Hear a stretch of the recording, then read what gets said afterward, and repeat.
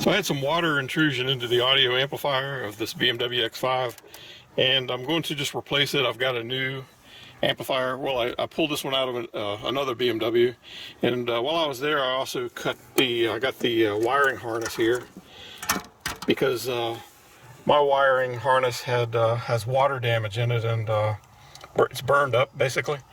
And so what I'm going to be doing is systematically cutting the wires and splicing them on, making them a little longer. And I went ahead and took the sheathing out of this, away from this harness here, so I can separate it. And it's kind of convenient because they're separated. There's a black and a gray half here, and there's 17 wires on the black and 14 wires on the gray connector. I believe it's the count. And so what I'm going to do is systematic. I'm going to work with one connector at a time and go through and just cut these and splice them on to the connector, making it a little longer. I'm going to go ahead and prep the end of the pigtail here so I can just crimp it on with a ferrule. And you don't want to do any soldering, because that if the wire flexes much, it will just break. And so they come out of this shell here. This is a latching shell. This is the one that was in my car. You can see it's all corroded and tarnished up. But there's just two little clips here in the back, and the connectors shells just slide right in. It's very, very convenient. So I've got a new shell that I'm going to be using. And you can see this is the old PC board. I opened it up to take a look, and I thought maybe I could just save the front end, but after looking at it, I decided just to go with a whole new one. It's only $20. They charged me $20 for this amplifier here, and they didn't even charge me for the wiring that was plugged into it.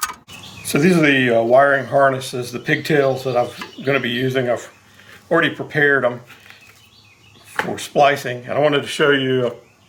These are the splices that I'm going to be doing, and I'll show you how I'm doing that. I'm going to, I use these wire strippers here. I'll start with this larger diameter wire here. So put that in there like that, and you end up with a stripped wire on one side. And I'll go ahead and just use it on this this test here. I'll strip this wire. It's the same size. So you end up with two stripped wires. And what I would do then is, on the splice, I would go ahead and slide a heat shrink tubing over it. But in this case, I'll do that later, since I have access to the end of the wire. So I've got the two wires. I hold them together like that. And I'll slide on one of these crimp ferrules with the flared end. Flared end helps you get all the strands of the wiring into the ferrule.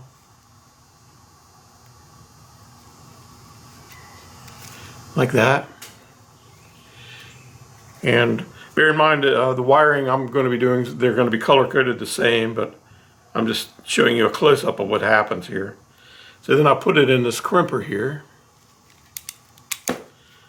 Crimp it, and it puts like a really tight square crimp on it. And then the next thing I would do is fold the wire over like that. And since there will already be a piece of heat shrink tubing on, I'll slide that down to cover all the bare connections. And I'll have my heat gun here running. And slide that into there. And there's a little deflector shield that helps keep the heat from going where you don't want it to go. And so you end up with a well-protected, spliced connection. And I'll do the same thing on the smaller diameter, like the smaller wire here. It's basically the same connection. I'm using just a smaller ferrule, but the same heat shrink tubing. So I'm prepared to go now. I've got all of these ends prepared, And so then the next thing is just to move to the vehicle and systematically cut and splice in each one of these connections. And then of course apply the heat shrink to protect it.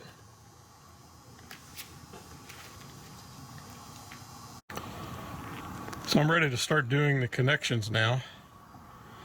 I've got got to start with the black pigtail connector. I've got it hanging up here, just so I can see it easily with the light. I'm just going to go systematically and cut them off of this corroded connector and splice them onto this one. And it's going to be a process.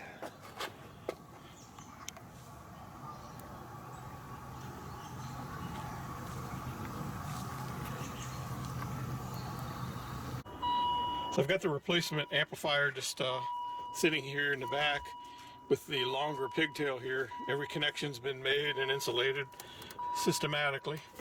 And let's go around the front. All right, let's check out the amplifier and see if it's working.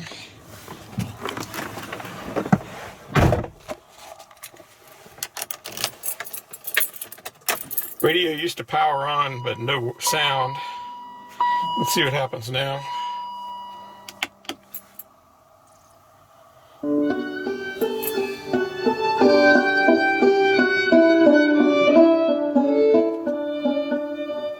Works great, awesome. Got my amplifier working and I got my radio functioning again.